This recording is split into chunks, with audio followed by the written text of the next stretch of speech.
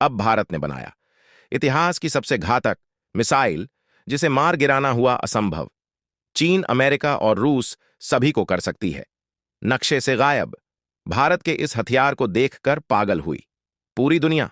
दोस्तों, हमारा भारत दुनिया की महाशक्तिशाली बन चुका है, क्योंकि भारत ने ऐसी ऐसी घातक मिसाइल डेवलप कर लिया है जिसे मार गिराना नामुमकिन हो गया है।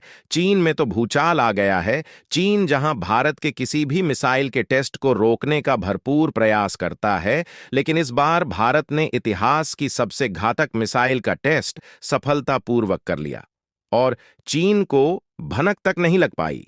और अब यह भारत की मिसाइल चीन का सर्वनाश करने के लिए पूरी तरह से तैयार बैठी है। दोस्तों, भारत की के सीरीज की मिसाइलों के बारे में तो आप जानते ही होंगे।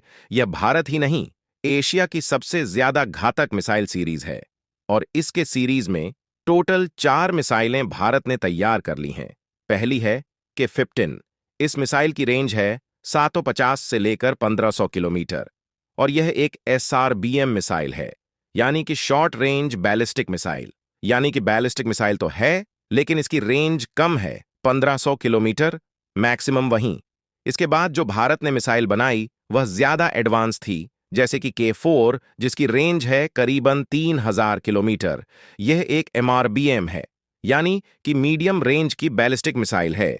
लेकिन के-15 और के-4 के बाद जो भारत ने मिसाइलें तैयार करी हैं, के-5 और के-6, ये सबसे ज्यादा खतरनाक है और चीन को सबसे ज्यादा खौफ इन्हीं का है। दरअसल जो कि 5 मिसाइल है, जो तीसरी है कि सीरीज में, वह एक ICBM है, यानी कि इंटरकॉन्टिनेंटल बैलिस्टिक मिसाइल। यानी कि यह एक दूसरे देश पर हमला करने के लिए नहीं, बल्कि लिटरली दूसरे महाद्वीप पर हमला करने के लिए बनी है। इसकी मार्ग क्षमता 5000 किलोमीटर तक है, यानी कि यह मिसाइल यूरोप के आधे हिस्से में भी अटैक कर सकती है।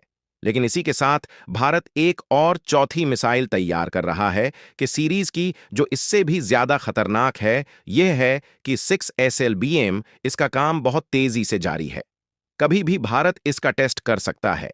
लेकिन इस मिसाइल की खासियत है, दरअसल इसकी रेंज है करीबन 8000 किलोमीटर तक, यानी कि पूरे यूरोप में कहीं भी अटैक कर सकती है। पूरा चीन इसकी रेंज में आता है, यहां तक कि जापान भी इसकी रेंज में आता है और इसी वजह से इसे आज तक के भारत के इतिहास की सबसे घातक मिसाइल बताया जा रहा है। क्योंकि जो भारत की अग्नि 5 मिसाइल भी है, जो आज की तारीख में मोस्ट पावरफुल है, जो सेना में भी शामिल है, उसके मुकाबले इसकी रेंज काफी ज्यादा है, मार्ग क्षमता ज्यादा है। इसके अलावा यह MIRV कैपेबिलिटी के साथ आती है, यानी कि मिसाइल एक, लेकिन इसमें अलग अलग 10 वॉरहेड, यानी कि 10 परमाणु बम आप लॉन्च कर सकते हो, जो 10 अलग अलग शहरों में चारों अलग अलग दिशाओं में भी भेजे जा सकते हैं। आसान भाषा में कहूं तो भारत से आप एक के 6 मिसाइल जरूर छोड़ोगे, लेकिन उसमें 10 परमाणु बम होंगे, जो 5 तो आप पाकिस्तान के शहरों पर गिरा सकते हैं और 5 चीन के शहरों पर। इसीलिए इसे one of the most dangerous missile भी कहा जाता है पूरे एशिया की।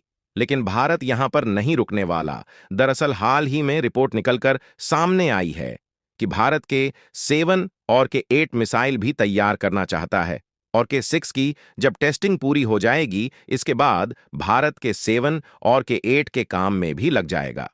अब आप कहोगे कि हमें के-7 और के-8 की क्या जरूरत है?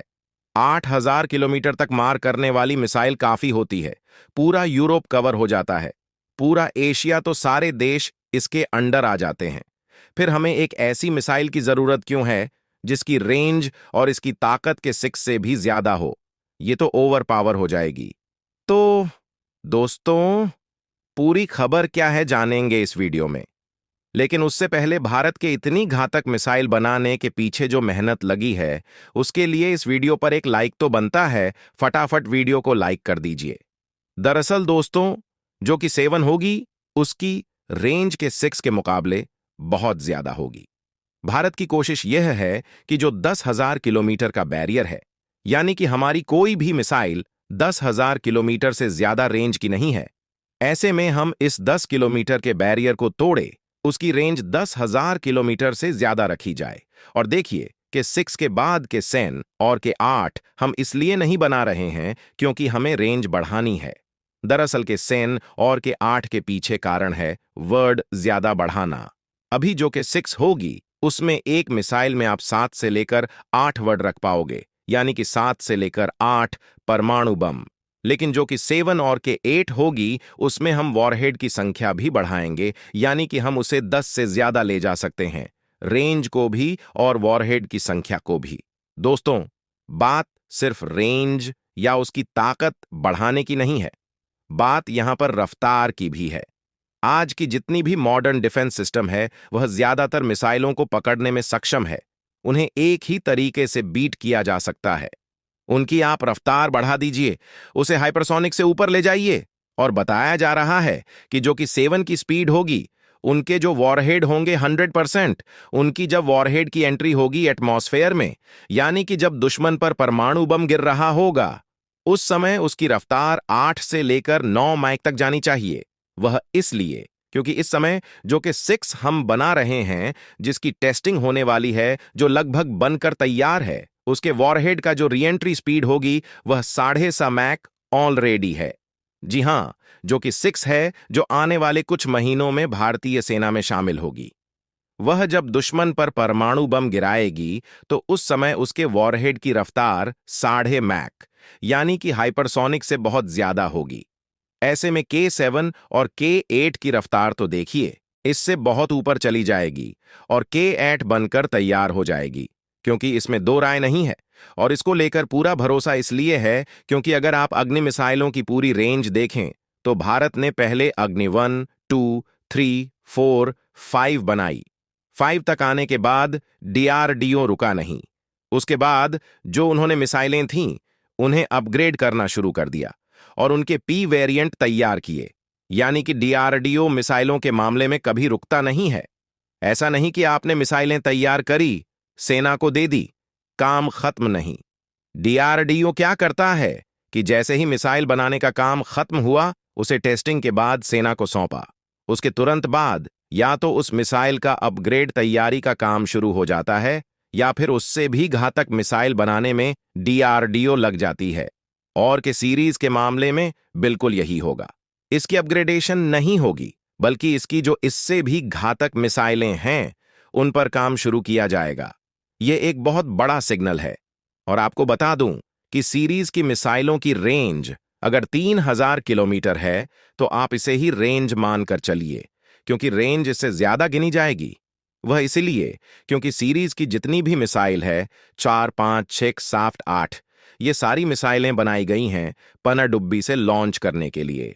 और एक जो पनडुब्बी होती है, चाहे वह कितनी भी छोटी और कमजोर क्यों ना हो, उसकी मिनिमम रेंज 2 से लेकर 3000 किलोमीटर तक होती है।